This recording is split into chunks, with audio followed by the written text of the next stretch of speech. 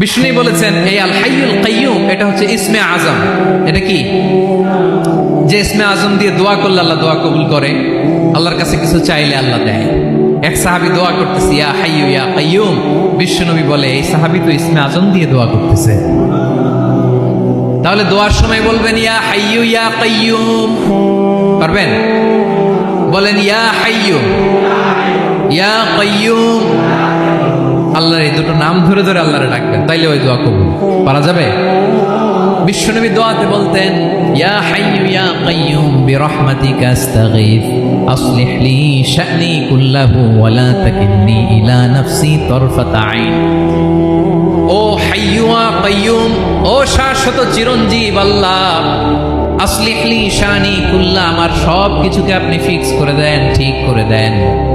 এক পলকের জন্য, এক চোখের পলকের জন্য আমার কোনো কাজ আপনি আমার